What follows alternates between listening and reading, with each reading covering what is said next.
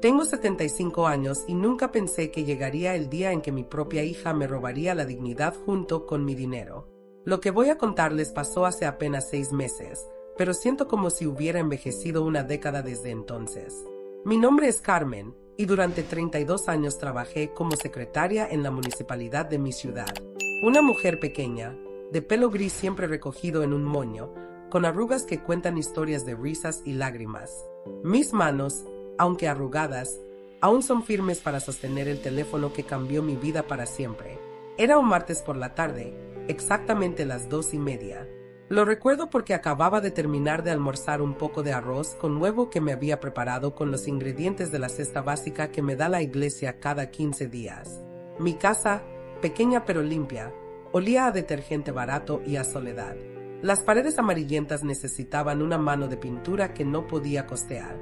Estaba lavando mi único plato cuando sonó el teléfono. «Señora Carmen Rodríguez», preguntó una voz masculina y profesional al otro lado de la línea. «Soy del Banco Nacional, Departamento de Pensiones». Mi corazón se aceleró como siempre que recibía llamadas oficiales. «Sí, soy yo», respondí, secándome las manos húmedas en el delantal que uso desde hace 10 años.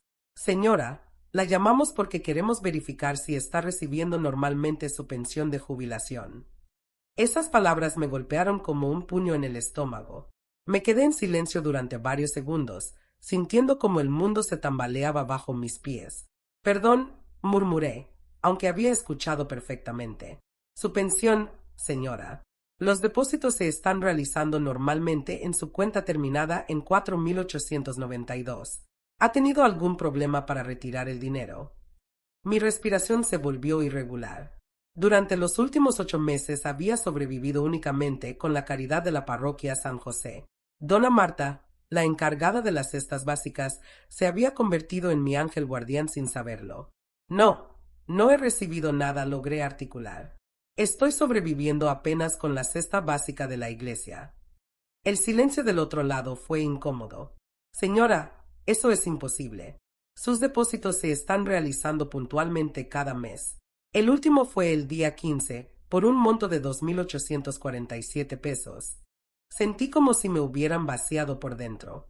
2.847 pesos mensuales que debían estar llegando a mi cuenta, mientras yo contaba centavos para comprar pan. «Pero señor, yo no he visto ese dinero. Mi tarjeta no funciona. Pensé que había algún problema con mi jubilación». «Señora, necesitamos que venga al banco mañana con su documento de identidad. Hay algo que no está bien aquí». Colgué el teléfono con manos temblorosas y me senté en mi única silla de cocina, esa que cruje cada vez que me muevo. La realidad empezaba a formar una imagen borrosa pero aterradora en mi mente. Fue en ese preciso momento, mientras intentaba procesar lo que acababa de escuchar, que escuché el sonido de una llave girando en la cerradura de la puerta principal. Mi hija Patricia había llegado, y por primera vez en meses no me alegré de escucharla. «Comenta de dónde eres para ver si hay más personas que se identifiquen contigo». Patricia entró como siempre lo hacía, con esa energía que yo antes interpretaba como vitalidad juvenil, pero que ahora comenzaba a ver bajo una luz diferente. Mi hija de 43 años, alta y de complexión robusta, con el cabello teñido de un rubio que no le quedaba natural, llevaba en sus brazos varias bolsas de tiendas que reconocí inmediatamente. No eran las bolsas del supermercado barato donde yo solía comprar cuando tenía dinero. «Hola, mamá», me dijo con esa sonrisa que ahora me parecía forzada. Sus zapatos nuevos hacían ruido contra el piso de cerámica agrietado de mi casa. Llevaba un conjunto que no le había visto antes, de esos que se ven en las vitrinas del centro comercial. El aroma de su perfume, dulzón y caro, contrastaba con el olor a humedad que impregnaba mis paredes. «Patricia», le dije, y mi voz sonó más seca de lo que pretendía. Todavía tenía el teléfono colgado hace apenas 2 minutos, y las palabras del empleado del banco resonaban en mis oídos como campanas funerarias. «Llegaste justo a tiempo». Ella dejó las bolsas sobre mi mesa de comedor, esa mesa de madera que compré cuando me casé hace 50 años y que ahora tiene tantas marcas que cuenta la historia de toda mi vida. «¿A tiempo para qué?», preguntó, pero había algo en su tono que no me gustó. Una especie de alerta, como cuando los animales sienten que viene una tormenta. «El banco me llamó», le dije directamente, observando cada músculo de su cara. Vi cómo sus ojos, del mismo color café que los míos, se endurecieron por una fracción de segundo. Me dijeron que mi pensión se está depositando normalmente cada mes. Patricia se quedó inmóvil por un momento que me pareció eterno. Luego comenzó a sacar cosas de las bolsas con movimientos demasiado calculados, demasiado controlados. Ah, sí, eso murmuró sin mirarme. Debe ser algún error del sistema. Ya sabes cómo son estos bancos. Error del sistema, repetí, sintiendo como la temperatura de mi cuerpo subía grado a grado. Patricia, hace 8 meses que no veo un peso de mi jubilación. He estado comiendo gracias a la caridad de la iglesia, y tú lo sabes. Mi hija finalmente me miró, y en sus ojos vi algo que me aterró más que la pobreza misma: culpa, pura y desnuda culpa, mezclada con una defensividad que no tenía razón de existir si realmente no sabía nada. Mamá, no te alteres, me dijo, acercándose con las manos extendidas como si fuera a tranquilizar a un animal herido. Seguramente es un problema técnico. Yo te ayudo a solucionarlo mañana. ¿Me ayudas? La pregunta salió de mi boca como un disparo. Patricia, tú tienes acceso a mi cuenta bancaria. El silencio que siguió fue más elocuente que cualquier confesión. Mi hija se quedó parada ahí, con una blusa que costaba más que mi comida de un mes, mirándome como si fuera yo la que había hecho algo malo. Bueno, comenzó a decir, pasándose la mano por el cabello teñido, técnicamente sí. ¿Recuerdas cuando te operaron de la vesícula hace 2 años? Me diste el poder para manejar tus cosas mientras te recuperabas. Sentí como si el piso se hubiera abierto bajo mis pies. Si recordaba eso, recordaba estar en esa cama de hospital, débil y asustada, firmando papeles que Patricia me decía que eran solo por precaución para que pudiera ayudarme con los pagos mientras estaba enferma. Eso era temporal, le dije, y mi voz sonó como un susurro ronco. Era solo para esos días.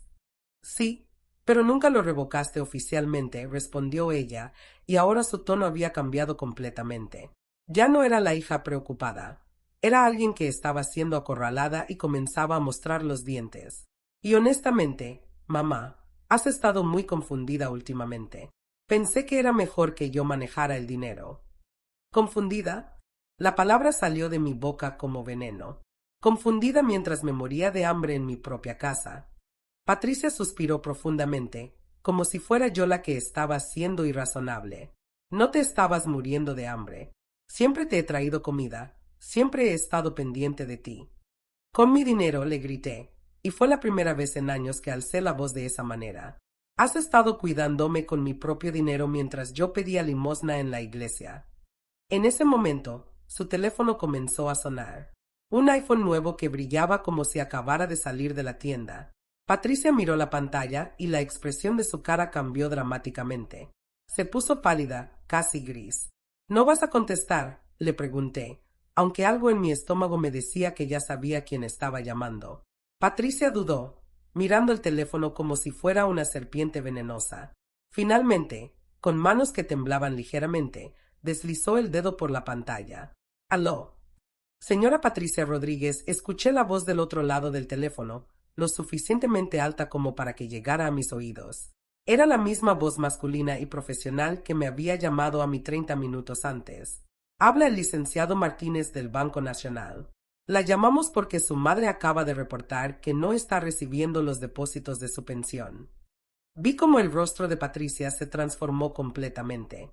Sus mejillas, antes sonrosadas por el maquillaje caro, se volvieron de un color cenizo que nunca le había visto. Sus ojos se movían rápidamente, como los de alguien que está buscando desesperadamente una salida que no existe. «Ah, sí», respondió ella, y su voz sonó extrañamente aguda. «Es que mi mamá está un poco confundida últimamente. Ya sabe cómo son las personas mayores». Sentí una punzada de dolor en el pecho que no tenía nada que ver con mi edad. Mi propia hija estaba hablando de mí como si fuera una anciana senil, cuando hace apenas una hora yo había mantenido una conversación perfectamente coherente con el banco. «Señora», continuó la voz del empleado, y yo me acerqué lo suficiente para escuchar mejor. «Según nuestros registros, usted reportó hace 3 meses un problema técnico en la tarjeta de su madre. Nos dijo que los depósitos estaban llegando normalmente, pero que ella no podía acceder al dinero por problemas de memoria». El silencio que siguió fue ensordecedor. Patricia me miró y yo le sostuve la mirada, sintiendo como cada pieza del rompecabezas comenzaba a encajar en su lugar correcto. Mi hija había llamado al banco. Mi hija había mentido sobre mi estado mental. Mi hija había estado recibiendo mi dinero durante meses. Es correcto, murmuró Patricia finalmente, y su admisión fue como un cuchillo directo a mi corazón. Pero el problema ya se solucionó. No era necesario llamar a mi madre. Señora, procedemos de esta manera por protocolo, explicó el empleado.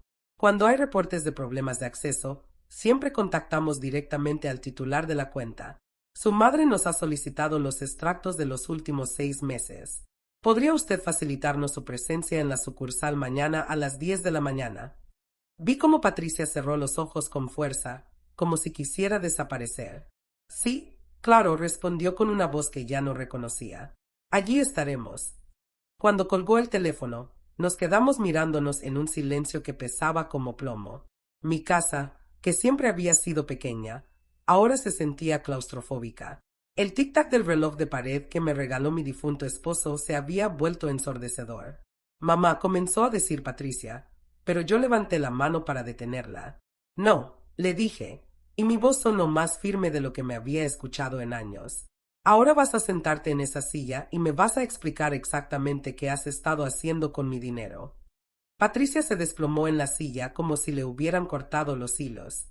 Sus hombros, que siempre había mantenido erguidos con esa confianza que yo admiraba, ahora se curvaban hacia adelante en una postura de derrota. Fue por tu propio bien, susurró, y esas palabras me dolieron más que si me hubiera abofeteado. Tú no sabes manejar el dinero, mamá. Siempre has sido muy ingenua con estas cosas. Ingenua, repetí, sintiendo como la rabia se acumulaba en mi pecho como vapor en una olla a presión. Patricia, trabajé 32 años manejando presupuestos municipales. Crié a 3 hijos sola después de que tu padre murió. Pagué esta casa, te mandé a la universidad. Y ahora soy demasiado ingenua para manejar mi propia pensión. Ella se pasó las manos por la cara, despeinándose el cabello rubio teñido. No es eso, es que has estado muy sola, muy triste. Pensé que si tenías menos dinero disponible, no gastarías tanto en cosas innecesarias. ¿Cosas innecesarias como comida?, le pregunté, y mi voz se quebró ligeramente. ¿Como medicina? ¿Cómo pagar la luz? Yo siempre me he hecho cargo de tus gastos importantes, se defendió ella, pero su argumento sonaba hueco incluso para sus propios oídos. Siempre he estado aquí cuando me necesitas. Con mi propio dinero, repetí, porque esa verdad tenía que quedar clara. Has estado pagando mis gastos con mi propio dinero, mientras yo comía frijoles donados por la iglesia. Patricia finalmente me miró a los ojos, y lo que vi ahí me rompió el corazón. No era solo culpa, era resentimiento, como si yo fuera la culpable de haberla descubierto. ¿Sabes qué es lo peor de todo esto?, le dije, acercándome a ella hasta quedar a apenas 1 metro de distancia. No es el dinero, Patricia. Es que me dejaste sentir como una carga. Me dejaste creer que era una anciana inútil que dependía de la caridad ajena. Mamá, yo nunca. Sí, la interrumpí. Sí lo hiciste. Cada vez que llegabas con una bolsa de comida, cada vez que me decías que no me preocupara por el dinero, cada vez que me hacías sentir como si fuera una limosna. Mi voz se quebró completamente. Me robaste mi dignidad junto con mi dinero. El teléfono volvió a sonar, y ambas nos sobresaltamos como si hubiera explotado una bomba. Patricia lo miró con terror absoluto. Contesta, le ordené. Y esta vez, quiero escuchar toda la conversación. Patricia tomó el teléfono con manos que temblaban visiblemente. Esta vez puso el altavoz. Supongo que sabía que ya no tenía sentido seguir ocultando nada. La voz del empleado del banco llenó mi pequeña cocina como un veredicto final. Señora Patricia, soy nuevamente el licenciado Martínez. Hemos revisado la cuenta de su madre con más detalle y encontramos algunas irregularidades que necesitamos aclarar urgentemente. Mi hija se había puesto de pie y caminaba en círculos pequeños, como un animal enjaulado. Yo permanecí sentada, pero cada fibra de mi cuerpo estaba tensa, esperando escuchar la dimensión real de lo que me había hecho. ¿Qué tipo de irregularidades?, preguntó Patricia, aunque por su tono era evidente que ya sabía la respuesta. Señora, desde febrero de este año, Todos los retiros de la cuenta de la señora Carmen han sido realizados a través de su tarjeta adicional. Estamos hablando de 8 transferencias mensuales por un monto de 2.847 pesos cada una. Total, 22.776 pesos. Sentí como si me hubieran golpeado con un martillo en el pecho. 22.776 pesos. Esa cantidad representaba 8 meses de mi vida digna, 8 meses de poder comprar mi propia comida, de no tener que humillarme pidiendo caridad. Mientras yo contaba monedas para comprar pan, mi hija había gastado casi 23,000 pesos de mi dinero. Pero eso no es todo, continuó el empleado, y su tono se había vuelto más grave. También detectamos que se han realizado consultas de buró de crédito a nombre de la señora Carmen, y hay 2 préstamos personales tramitados en su nombre durante los últimos 4 meses. Préstamos. La palabra salió de mi boca como un grito ahogado. ¿Qué préstamos? Patricia se había detenido en seco y me miraba con una expresión que mezclaba terror puro con algo parecido a la resignación. Su cara había adquirido un color verdoso que nunca le había visto antes. Señora Carmen, respondió el empleado, hay 2 préstamos personales a su nombre. Uno por 15,000 pesos, tramitado en marzo, y otro por 20,000 pesos, tramitado en mayo. Ambos están siendo pagados mediante descuento automático de su pensión. El mundo comenzó a dar vueltas alrededor de mí. No solo me habían robado mi dinero mensual, sino que habían usado mi nombre para endeudarse. 35,000 pesos en préstamos que yo nunca había solicitado, nunca había firmado, y de los cuales nunca había visto un centavo. Patricia, le dije, y mi voz sonó como la de una mujer que estaba muriendo por dentro, mírame a los ojos y dime que no has hecho esto. Mi hija se desplomó nuevamente en la silla, pero esta vez no fue una caída controlada. Se derrumbó como un edificio que ha perdido sus cimientos. Sus manos cubrían su cara completamente, y pude escuchar sollozos ahogados que salían entre sus dedos. Licenciado, le dije al teléfono, sorprendiéndome de lo calmada que sonaba mi voz a pesar del huracán que sentía por dentro. ¿Podría decirme cuál es el saldo actual de mi cuenta? Señora, después de los descuentos automáticos de los préstamos y las transferencias mensuales, su cuenta tiene un saldo de 82 pesos. 82 pesos. De una pensión de 2.847 pesos mensuales, me quedaban 82 pesos. Menos de lo que cuesta un kilo de carne en el supermercado. ¿Y los préstamos? Pregunté, aunque ya no estaba segura de querer escuchar la respuesta. Los préstamos tienen una deuda pendiente de 31,200 pesos. Los pagos mensuales son de 850 pesos cada uno, por lo que prácticamente toda su pensión se va en cubrir estas deudas. Patricia finalmente apartó las manos de su cara y me miró. Sus ojos estaban rojos e hinchados, pero lo que más me impactó fue la expresión de desafío que todavía persistía en ellos, como si una parte de ella siguiera creyendo que tenía derecho a lo que había hecho. Mamá, yo pensaba devolverte todo, murmuró. Era solo temporal. Mi negocio estaba pasando por una mala racha y necesitaba el dinero para salvarlo. Tu negocio, repetí, recordando que Patricia había abierto una pequeña boutique el año anterior. Has estado usando mi pensión para financiar tu tienda. No era así, insistió ella, pero su voz carecía de convicción. Era un préstamo familiar. Iba a devolverte cada peso con intereses. Un préstamo familiar. Mi voz subió varias octavas. Patricia, un préstamo familiar se pide, se discute, se firma un papel. Esto es robo puro y simple. El empleado del banco carraspeó al otro lado de la línea.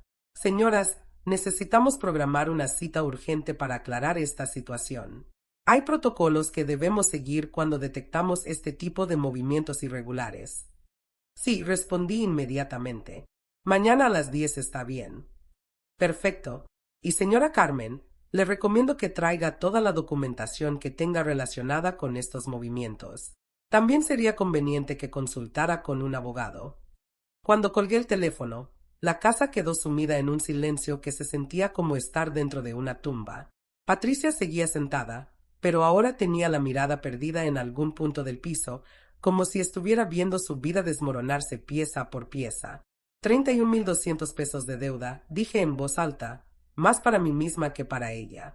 En deudas que yo nunca contraje, para un negocio que no es mío, mientras yo vivía de caridad. Mamá, comenzó a decir Patricia. pero su voz sonaba hueca, derrotada. No, la detuve con firmeza. Ya no hay nada más que hablar. Mañana vamos al banco y vas a explicar exactamente cómo tramitaste esos préstamos sin mi conocimiento. Patricia me miró con una mezcla de miedo y algo que no pude identificar inmediatamente. Luego me di cuenta de que era desprecio, como si fuera yo la que estaba siendo injusta con ella. En ese momento, escuchamos el sonido de pasos en el pequeño jardín delantero de mi casa. Alguien venía hacia la puerta. Cuéntanos qué harías tú en esta situación en los comentarios. Los pasos se detuvieron frente a mi puerta y escuchamos 3 golpes firmes. Patricia y yo nos miramos, ambas pensando lo mismo. ¿Quién podría venir a visitarme un martes por la tarde? Yo casi nunca recibía visitas, y cuando lo hacía, generalmente era Dona Marta de la parroquia o algún vecino con alguna emergencia. ¿Esperas a alguien?, me preguntó Patricia, y por primera vez en toda la tarde su voz sonaba genuinamente preocupada, no calculadora.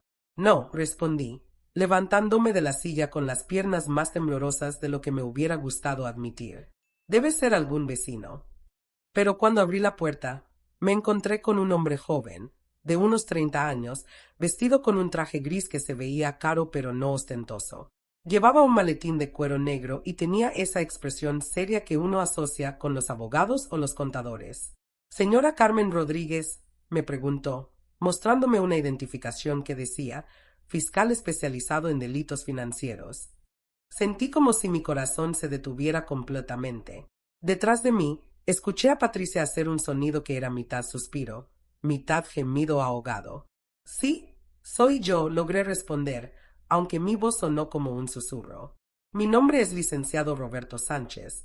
Vengo por una denuncia que se presentó esta mañana en la Fiscalía por uso indebido de documentos y posible fraude en su contra».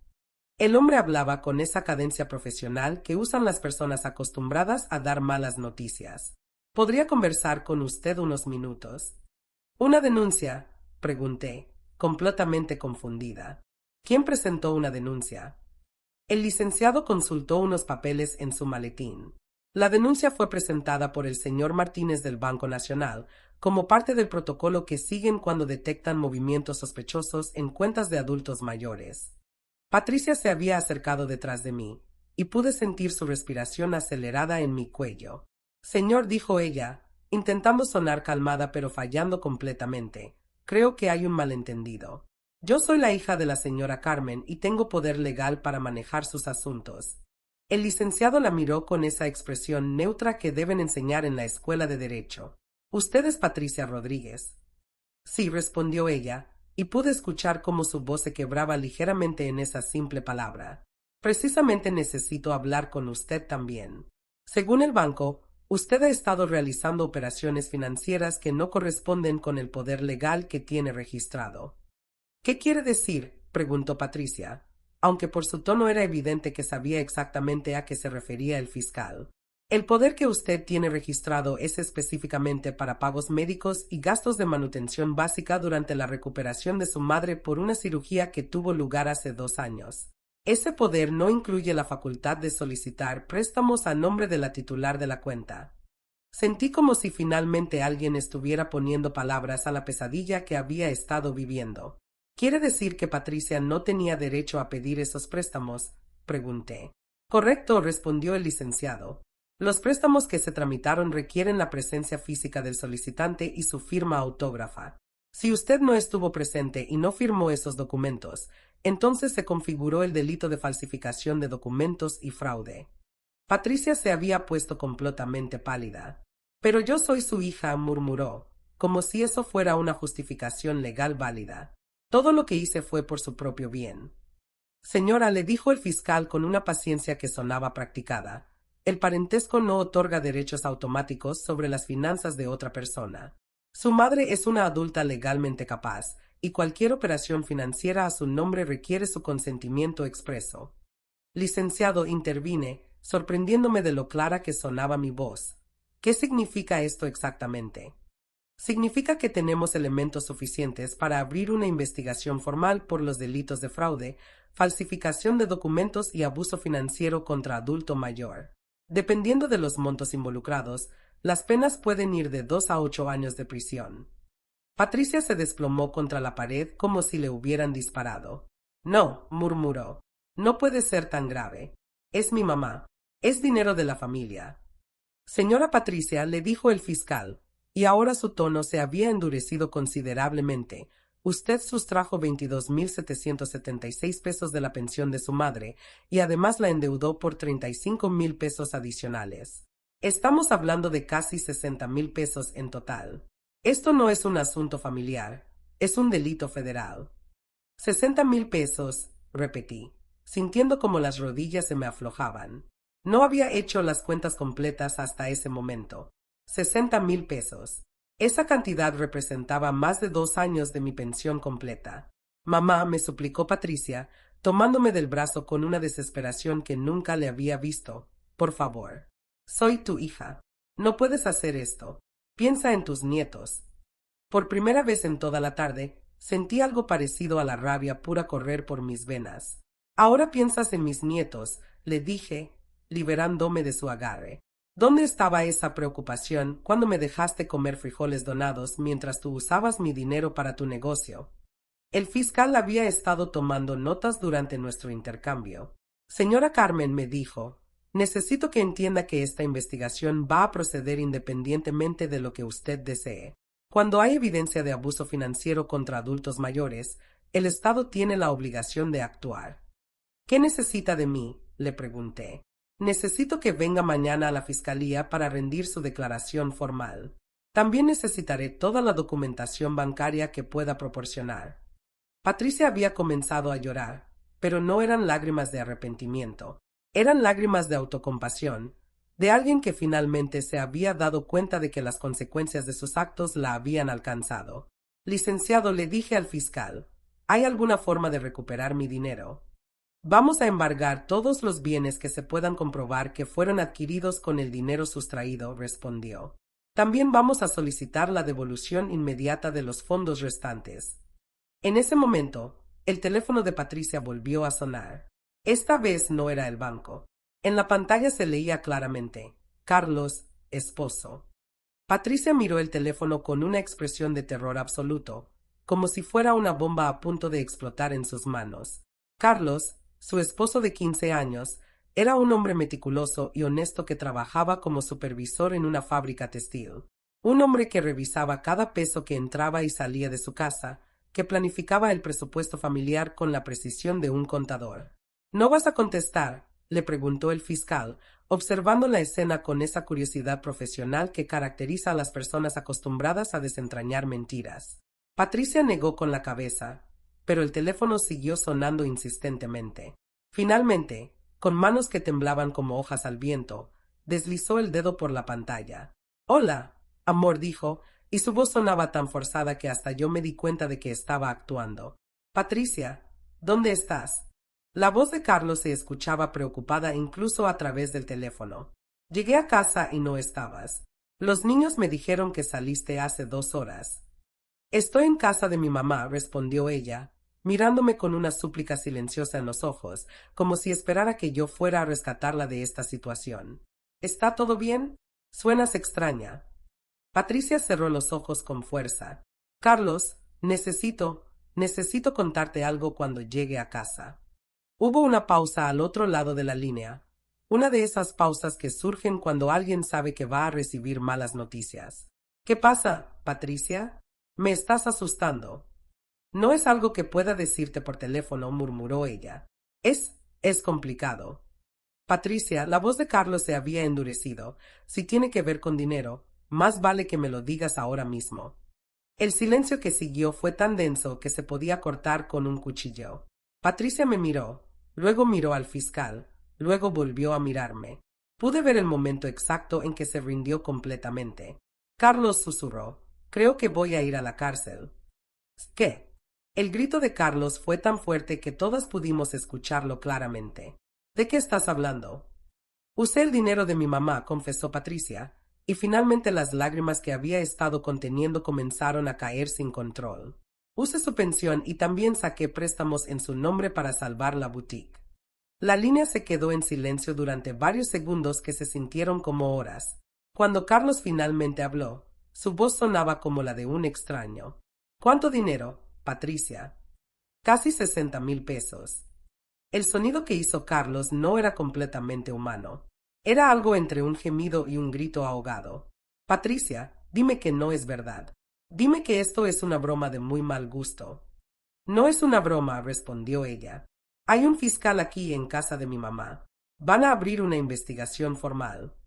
Un fiscal, repitió Carlos, y pude escuchar cómo su mundo se desmoronaba pieza por pieza. Patricia, ¿te das cuenta de lo que has hecho? ¿Te das cuenta de que tenemos 2 hijos? Por favor, Carlos, no me grites. Que no te grite. Esta vez el grito fue tan fuerte que hasta el fiscal se sobresaltó. Robaste a tu propia madre. La dejaste pasar hambre mientras tú usabas su dinero. Patricia había comenzado a sollozar de manera descontrolada. Era por la boutique, Carlos. Era por nuestro futuro. Iba a devolver cada peso. ¿Con qué dinero ibas a devolver 60,000 pesos? Patricia, la boutique ni siquiera está dando ganancias. Por eso necesitabas robar. El fiscal había estado escuchando toda la conversación con atención, tomando notas ocasionalmente. Ahora se acercó a Patricia y le habló en voz baja. Señora, necesito que entienda que esta conversación puede ser usada como evidencia en su contra. Tiene derecho a permanecer callada. Patricia lo miró como si acabara de darse cuenta de que había estado confesando sus crímenes frente a un representante de la ley. ¿Qué? Murmuró. Carlos, dije yo, tomando el teléfono de las manos temblorosas de mi hija. Soy Carmen. Necesito hablar contigo. Doña Carmen, respondió Carlos, y su voz sonaba rota. Lo siento mucho. Si hubiera sabido lo que estaba haciendo Patricia. Lo sé, mijo, le dije, usando ese diminutivo cariñoso que reservaba para él desde que se casó con mi hija. Sé que tú no sabías nada. ¿Qué va a pasar ahora? Preguntó él. Miré al fiscal, quien asintió dándome permiso para responder. Van a investigar todo. Probablemente Patricia va a ir a juicio. ¿Y los niños? La voz de Carlos se quebró completamente. ¿Qué les voy a decir a mis hijos? Esa pregunta me golpeó como un puño en el estómago. Mis nietos, Sofía de 8 años y Miguel de 5, iban a crecer sabiendo que su madre había ido a la cárcel por robarle a su abuela. Iban a cargar con esa vergüenza el resto de sus vidas.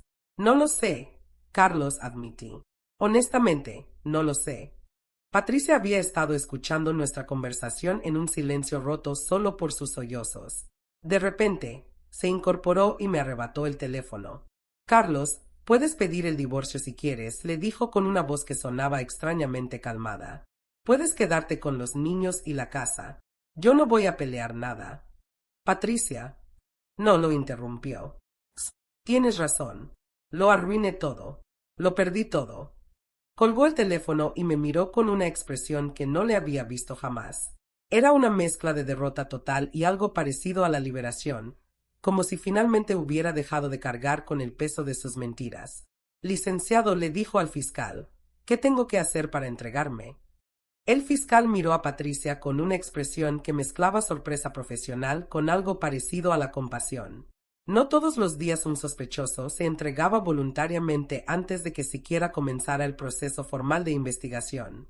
Señora Patricia, le dijo con cuidado, entregarse voluntariamente puede ser considerado como un atenuante, pero primero necesito explicarle completamente sus derechos y las consecuencias de lo que está diciendo. Patricia asintió con la cabeza, pero yo podía ver que no estaba procesando realmente las palabras. Tenía esa mirada vidriosa de alguien que está en shock, como si estuviera viendo todo desde afuera de su propio cuerpo. Antes de continuar, intervine, sorprendiéndome a mí misma. Necesito decirle algo, licenciado. Tanto Patricia como el fiscal me miraron. Mi hija tenía una expresión de esperanza desesperada, como si pensara que yo iba a salvarla de alguna manera. No sabía que lo que estaba a punto de revelar iba a empeorar su situación considerablemente. Hace 3 meses comencé, sintiendo como cada palabra pesaba como plomo en mi boca. Yo ya sospechaba que algo no estaba bien. Patricia me miró con los ojos muy abiertos. ¿Qué quieres decir? Quiero decir que no soy la anciana confundida que tú has estado diciéndole a todo el mundo que soy, respondí, y por primera vez en meses, mi voz sonó con la firmeza que había tenido durante mis años de trabajo. Cuando comenzaste a decirme que mi pensión tenía problemas, yo llamé directamente al banco. El silencio que siguió fue absoluto. Incluso los ruidos de la calle parecían haberse desvanecido.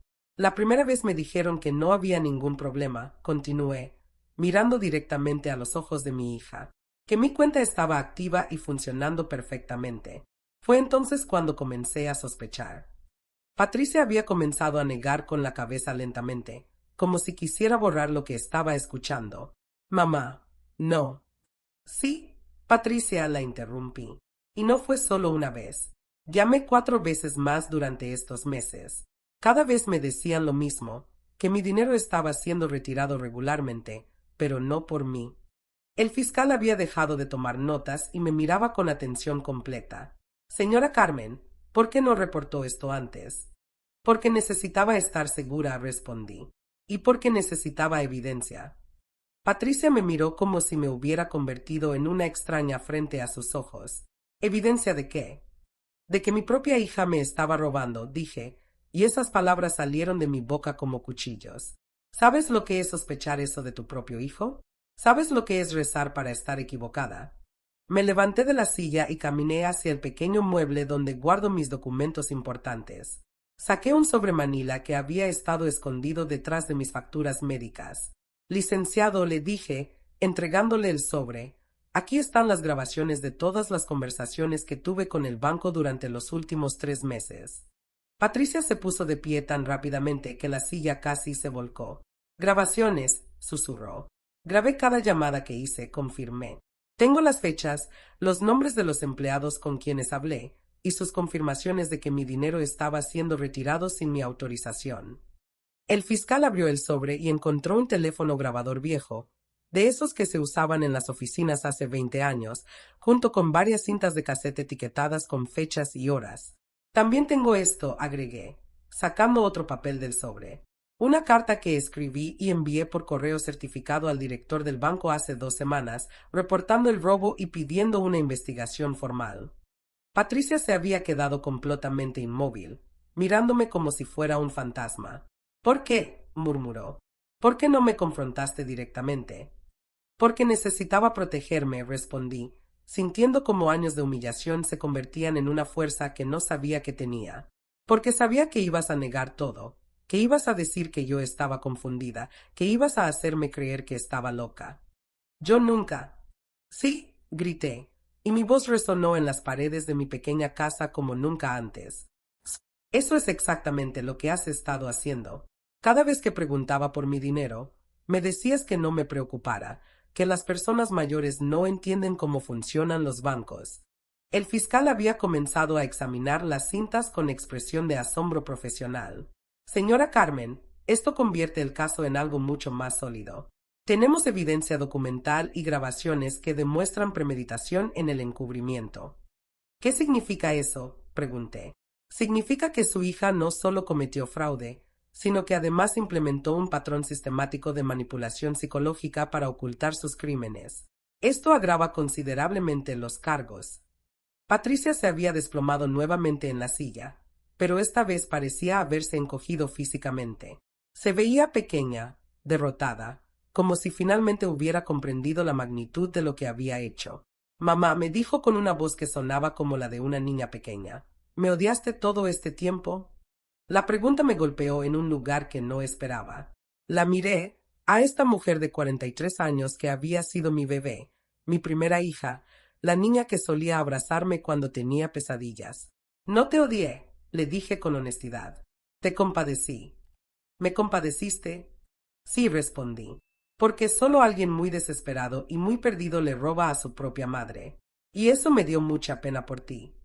En ese momento, el teléfono de la casa volvió a sonar. Esta vez no era el banco ni Carlos. Era un número que no reconocí. Contesté el teléfono con manos que ya no temblaban como al principio de esta pesadilla. Era extraño como la certeza, incluso cuando duele, puede dar una estabilidad que la incertidumbre nunca proporciona. Señora Carmen Rodríguez, preguntó una voz femenina que sonaba joven pero profesional. Sí, soy yo.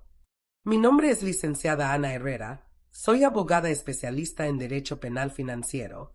El licenciado Martínez del banco me proporcionó su número. ¿Podría hablar con usted sobre su caso?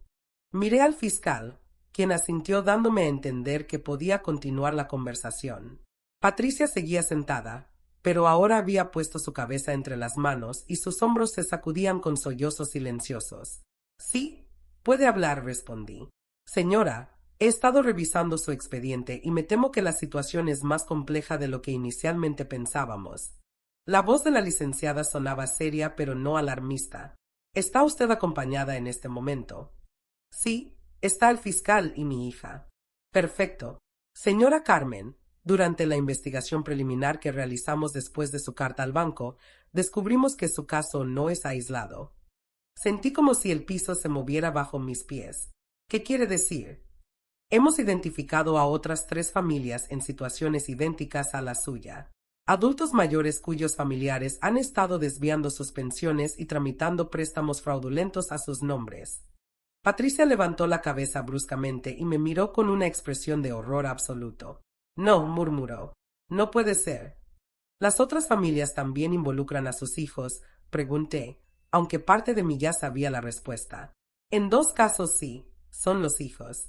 En el tercer caso es una nuera.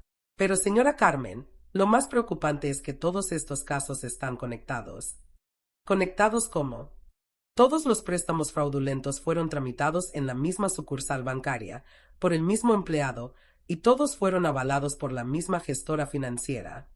El fiscal había dejado de fingir que no estaba escuchando la conversación y ahora tenía su propio teléfono en la mano, aparentemente tomando notas o haciendo llamadas. Patricia, le dije a mi hija, que me miraba con los ojos desorbitados, ¿conoces a esa gestora financiera? Yo. Tartamudeó, pero no pudo formar una respuesta coherente.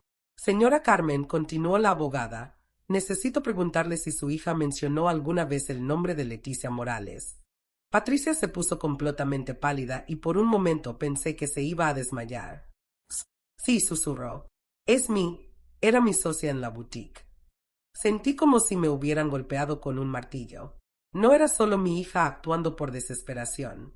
Era parte de algo más grande, más calculado, más cruel.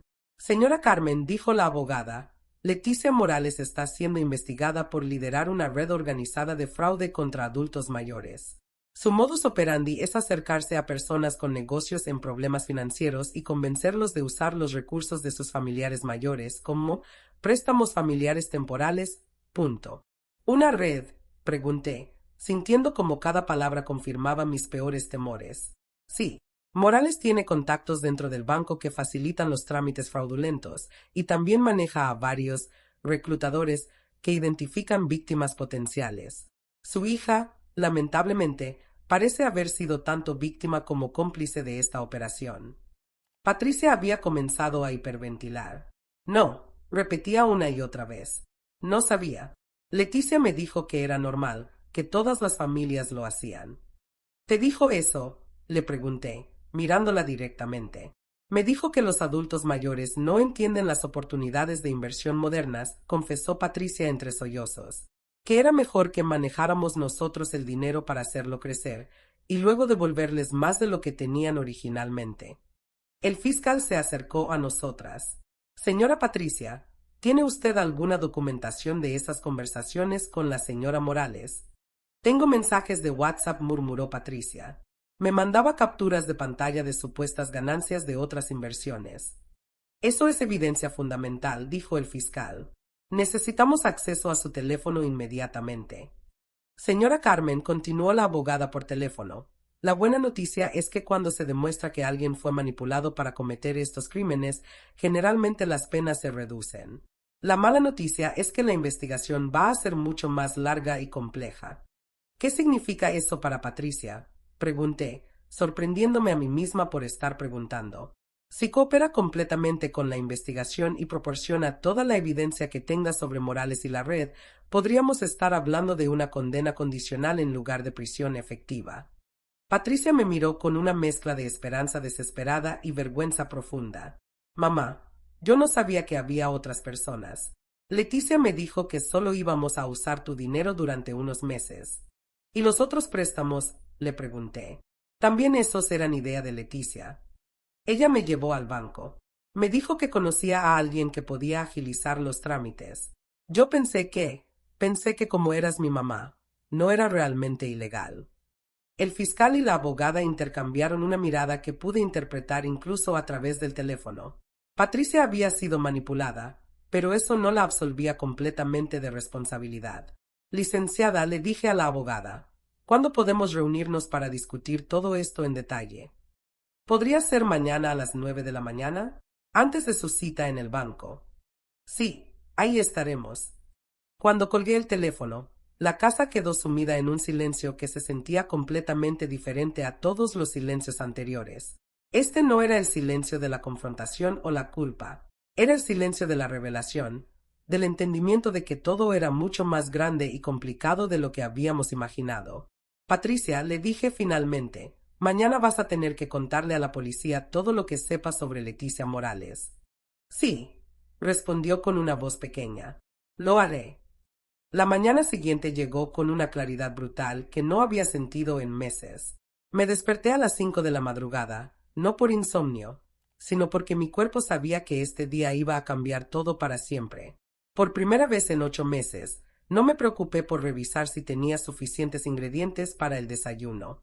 Sabía que después de hoy, iba a recuperar mi dignidad financiera. Patricia había llegado temprano, antes de las 8. Se veía como si no hubiera dormido nada, con ojeras profundas que el maquillaje no lograba disimular. Llevaba la misma ropa del día anterior, arrugada y manchada de lágrimas secas.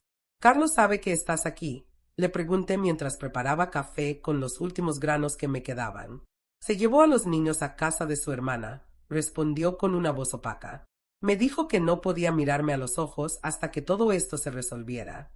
No le dije que lo entendía perfectamente. En su lugar, le serví una taza de café y nos sentamos a esperar a la licenciada Herrera en un silencio que se sentía como estar en una sala de espera de hospital. La abogada llegó puntualmente a las 9. Era una mujer de unos 40 años, con una presencia que transmitía competencia sin intimidar. Llevaba un maletín profesional y una grabadora digital. «Señoras», nos dijo después de los saludos, antes de ir al banco, necesito que Patricia me cuente todo sobre su relación con Leticia Morales desde el principio. Patricia respiró profundamente y comenzó a hablar. Su voz sonaba mecánica, como si estuviera recitando una confesión que había ensayado toda la noche. Conocí a Leticia hace 1 año y medio. Ella tenía experiencia en boutiques y me ofreció ser mi socia. Al principio todo iba bien, pero después de 6 meses empezamos a tener problemas de flujo de efectivo. «¿Cuándo le propuso usar el dinero de su madre?», preguntó la licenciada. «En febrero. Me dijo que era común que las familias usaran los recursos de los adultos mayores como capital de trabajo, especialmente si no lo estaban usando productivamente». Sentí una punzada de dolor al escuchar esas palabras. No estaba usando mi dinero productivamente porque no lo tenía. Le mostró ejemplos de otras personas que lo habían hecho. Continuó la abogada. «Sí. Me enseñó capturas de pantalla de conversaciones de WhatsApp donde supuestamente otras socias hablaban de cómo habían convencido a sus familias. También me mostró estados de cuenta falsos que demostraban las ganancias». La licenciada tomaba notas rápidamente. «Conserva esos mensajes». Patricia sacó su teléfono y se lo entregó. «Todo está ahí. También las fotos que me mandó de los supuestos estados de cuenta». Mientras la abogada revisaba el teléfono, yo observaba a mi hija. Se veía pequeña y perdida, como una niña que había sido engañada por alguien en quien confiaba. Pero también se veía como una mujer de 43 años que había tomado decisiones terribles que habían lastimado a su propia madre. «Patricia», dijo la licenciada después de unos minutos, «estos mensajes son evidencia clara de manipulación sistemática. Morales usó técnicas de persuasión muy sofisticadas».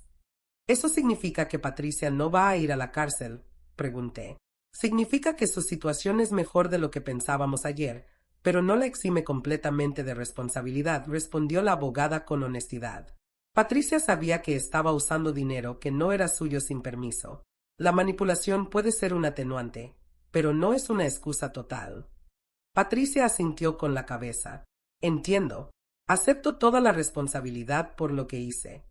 «Bien», continuó la licenciada, porque ahora necesito que me ayude a entender exactamente cómo funcionaba la operación de Morales. Durante la siguiente hora, Patricia detalló todo lo que sabía. Leticia tenía contactos en 3 bancos diferentes. Organizaba reuniones donde les enseñaba a las socias cómo convencer a sus familiares mayores de que firmaran poderes o cómo obtener acceso a sus cuentas. También proporcionaba documentación falsificada para los préstamos. ¿Cuántas personas estaban involucradas?, preguntó la abogada. En las reuniones había entre 8 y 12 mujeres, respondió Patricia. Todas tenían negocios pequeños que estaban pasando por problemas financieros. ¿Recuerda nombres? Patricia cerró los ojos y comenzó a enumerar nombres. Reconocí algunos. Eran mujeres del barrio, dueñas de pequeños comercios que yo había frecuentado durante años. Pensé en sus madres, en sus suegras, preguntándome si todas habían pasado por lo mismo que yo. Licenciada, intervine. ¿Qué va a pasar con esas otras familias? Vamos a contactar a cada una de ellas. Algunos casos pueden ser menos graves que el suyo, pero otros podrían ser peores. A las 10:30 nos dirigimos al banco. El licenciado Martínez nos esperaba con una pila de documentos que parecía tener vida propia. Cuando revisamos todo el daño financiero, la realidad fue peor de lo que habíamos calculado. No eran 60,000 pesos. Eran 84,000 pesos entre dinero robado, préstamos fraudulentos e intereses acumulados. Casi 3 años de mi pensión completa. Señora Carmen, me dijo el licenciado Martínez, tengo buenas noticias. Hemos congelado todas las cuentas relacionadas con Leticia Morales y sus asociados. También hemos embargado la boutique y todo el inventario. Eso significa que voy a recuperar mi dinero. Una parte sí, pero no todo. Morales movió mucho dinero a cuentas en el extranjero que van a ser difíciles de rastrear. Patricia había estado escuchando en silencio, pero ahora habló por primera vez desde que llegamos al banco. Mamá, me dijo, y su voz se quebró completamente. Voy a venderte mi casa. Voy a hacer todo lo que sea necesario para devolverte hasta el último peso. La miré a los ojos y vi algo que no había visto en mucho tiempo. A mi hija real, no a la mujer desesperada que había estado manipulando mi vida durante meses. Patricia, le dije suavemente, tu casa es donde viven mis nietos. No vamos a dejar que Carlos y los niños paguen por tus errores. Ella comenzó a llorar, pero esta vez no eran lágrimas de autocompasión. Eran lágrimas de alivio, de alguien que finalmente había encontrado perdón cuando no creía merecerlo. 3 horas después, cuando salimos del banco, sabíamos que el caso contra Leticia Morales iba a juicio en 2 meses y que Patricia iba a ser testigo clave de la fiscalía a cambio de una sentencia reducida. 6 meses después, estoy sentada en mi cocina escribiendo estas líneas mientras escucho el silbido de la tetera que anuncia que mi té está listo. Es un té que compré yo misma, con dinero de mi pensión que llega puntualmente cada mes a mi cuenta, donde solo yo tengo acceso. Es un detalle pequeño, pero que representa todo lo que he recuperado. El juicio terminó hace 3 semanas. Leticia Morales fue condenada a 8 años de prisión por liderar una organización criminal dedicada al fraude contra adultos mayores. En total, habían estafado a 17 familias por más de 700,000 pesos. 17 ancianos como yo que habían pasado hambre mientras sus propios hijos gastaban su dinero creyendo que era para invertir en el futuro familiar. Patricia recibió 2 años de prisión condicional y la obligación de restituir el dinero que me robó. No irá a la cárcel, pero tendrá que reportarse con un oficial de libertad condicional cada semana durante los próximos 2 años. También perdió la boutique, que fue vendida para pagar parte de las deudas a las víctimas. El día de la sentencia, Patricia se acercó a mí en los pasillos del juzgado. Llevaba un vestido sencillo, nada parecido a la ropa cara que solía usar con mi dinero. Tenía ojeras profundas y había perdido peso, pero por primera vez en meses sus ojos se veían claros, sin esa desesperación que había caracterizado los últimos años. Mamá, me dijo, sé que no tengo derecho a pedirte perdón. La miré durante varios segundos antes de responder. No, Patricia, no tienes derecho, pero te lo voy a dar de todas maneras. Ella comenzó a llorar, pero no le dije que no llorara. Sus lágrimas eran necesarias. Eran el precio que tenía que pagar por recuperar su humanidad. ¿Podré ver a los nietos algún día?, me preguntó. Cuando Carlos decida que es apropiado, le respondí. Él es quien está criando a tus hijos ahora, y sus decisiones son las que importan. Carlos había pedido el divorcio una semana después de que todo saliera a la luz. Se quedó con la custodia de Sofía y Miguel, y se mudó con ellos a una casa más pequeña pero honesta, pagada con su propio trabajo. Viene a visitarme cada domingo con los niños, y hemos desarrollado una relación más cercana de la que tuvimos cuando estaba casado con Patricia. Los niños me preguntan por su mamá a veces. Carlos y yo les hemos explicado, con palabras apropiadas para su edad, que mamá hizo algo malo y que tiene que pasar un tiempo aprendiendo a ser mejor persona. Sofía, que tiene 8 años, me dijo el domingo pasado: Abuela, ¿por qué mamá te quitó tu dinero si tú siempre has sido buena con nosotros? No supe qué responderle, porque yo misma sigo haciéndome esa pregunta. He recuperado 46,000 pesos de los 84,000 que me robaron. El resto probablemente nunca lo veré, pero es suficiente para vivir dignamente mientras recibo mi pensión completa cada mes. He podido pintar las paredes de mi casa, comprar comida sin contar cada peso e incluso donarle algo a Dona Marta de la parroquia, que me ayudó cuando más lo necesitaba.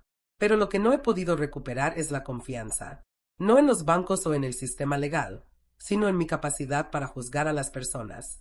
Patricia es mi hija. La crié durante 43 años y no vi que era capaz de dejarme morir de hambre por salvar su negocio.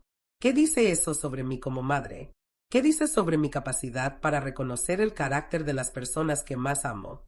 A veces, en las noches, me pregunto si Patricia realmente amaba a Leticia Morales tanto como para traicionar a su propia madre, o si simplemente era tan desesperada por el éxito que estaba dispuesta a hacer cualquier cosa. Nunca le hice esa pregunta durante el juicio, y ahora no estoy segura de querer saber la respuesta. Lo que sí sé es que la Patricia que me robó no era la niña que crié. Era una mujer desesperada que había perdido su brújula moral y que confundió ambición con supervivencia. Pero también sé que en algún lugar dentro de ella sigue existiendo mi hija, la que solía abrazarme cuando tenía pesadillas y me decía que me quería. El perdón no significa que las cosas volvieron a ser como antes. Significa que he decidido no cargar con el veneno del rencor el resto de mis días. Patricia tendrá que vivir con lo que hizo, y yo tengo que vivir con el conocimiento de que mi propia hija fue capaz de hacérmelo. Pero estoy viva, estoy bien, y tengo mi dignidad de vuelta. A los 75 años, he aprendido que la familia no siempre es lo que creemos que es, pero que la justicia, aunque llegue tarde, a veces sí llega. Y cada mañana, cuando me despierto en mi casa que huele a café que yo misma compré, recuerdo que la fortaleza más importante que tenemos no viene de confiar en otros, sino de confiar en nuestra propia capacidad para sobrevivir a cualquier traición, incluso las que vienen de quienes más amamos. La tetera ha dejado de silbar. Mi té está listo, y yo también.